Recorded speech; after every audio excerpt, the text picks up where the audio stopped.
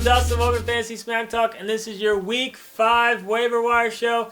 You know, when you look at Week 4, kind of a quiet week when you compare it to Week 3, but still plenty to talk about, plenty of guys to consider picking up. Before we get into it though, DraftKings, if you haven't signed up yet, go ahead and get in there. We're bringing back the shirt promotion for all of October, so if you sign up using the promo code FST, follow the link in the card or in the description, deposit at least $5 or more. DraftKings give you an entry to a free game, and we give you one of these guys. It'll just be black. Kind of the same thing. Got the sleeve print. Got to pay extra for that. But let's talk about must-adds in all leagues. My boy Duke Johnson. If you've been watching this show, I think I've talked about him every single week. Here's the deal. He's a versatile player. Cleveland's just getting him up to speed, figuring out how to use him. But I think they figured it out week 4. I mean, the guy looked amazing. They were using him in the passing game. And I kind of compare this to maybe Gio Bernard when he first came to the league, when he had Benjarvis Green-Ellis there. I mean, Crowell, he's okay, but he's not necessarily a guy that's going to really do a ton. He's still going to get his touches, but Duke Johnson is going to play very much a role in that offense from here on out. Only on about 30% of leagues, so that is ridiculous. A lot of people are going to be going crazy over him. Do whatever you can to get this guy on your team because he's a versatile player. Chris Thompson's next guy I want to talk about with the Redskins. That Redskins situation is just turning out to be a big mess. And Thompson is carved his role into that. So, deeper leagues, I mean, I think he has a little bit more value in PPR leagues, but, you know, he's getting enough touches, he's making enough big plays where he does need to be considered, and I do think he could be, you know, a flex play in PPR leagues if you have, you know, issues with bye weeks or whatnot. But I do think he has carved a big enough role in that offense at this point to be considered. Antonio Andrews with Tennessee, they were on their bye last week, but they'll be back this week.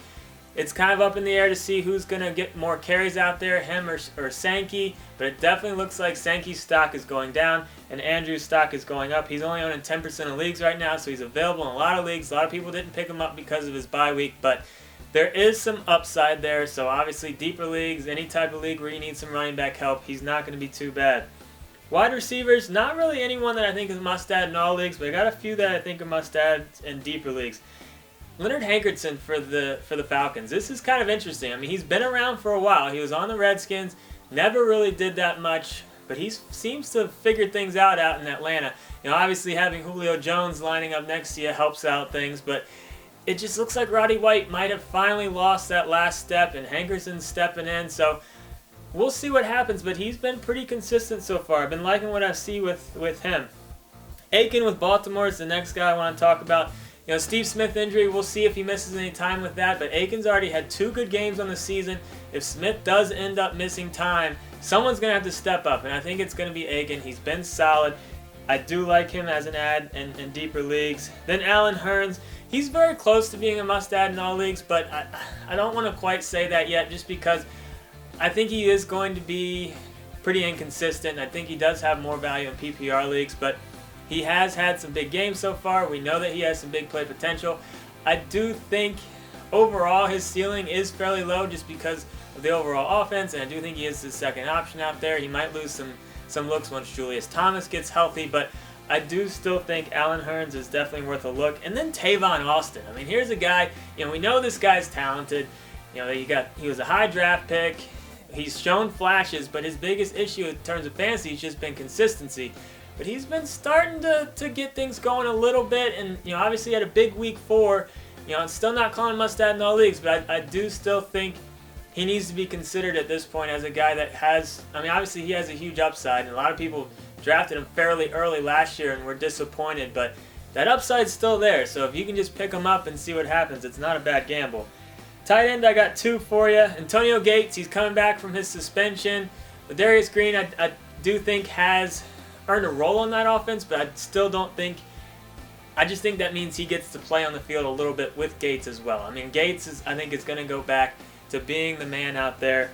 He's only on 25% of leagues, which is kind of surprising considering how well he did last year. So he should be fresh, hopefully, coming off the suspension. So get Gates if you need tight end help. And then Kobe Fleener's a guy that, I mean, here's all I'm going to say with Fleener. I'm not giving up on him yet. I mean, the guy had a good year last year. He's too good of a player for the Colts not to get him involved. So he had a huge week 4, but prior to that, it wasn't very pretty. But again, I'm not giving up on him. I think there is still an upside there. So Fleener, if you're in deeper leagues, if you got Olsen on a bye and you're looking for someone, I don't mind Fleener. Pick up and play quarterback for you, Jameis Winston. I know he hasn't really been what people were hoping for thus far. Looked terrible week 4, but they got the Jags at home week 5. I think Winston will have a good game. If you're at all looking for some quarterback help, I do think Winston will be a nice pick up and play. And pick up and play defense for you is Kansas City. Yes, I know they've probably gotten, in most league formats, they've gotten negative points the last 2 weeks. But they've been on the road against tough offenses.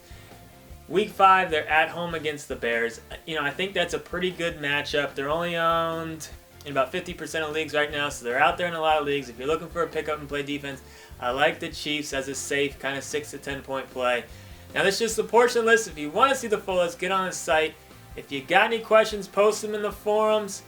We don't answer on YouTube that much because it's just there's too many questions and too many videos, and we're just going back and forth, but it's just too hard to keep up with. But in the forums, it's all nice, neat, compact in there, and we're in there all week. We have an army of experts in there, so you got questions, post them in the forums. We try to get to as absolute many as we can in terms of our experts answering those. Brent and I will be back later this week. Oh, yeah.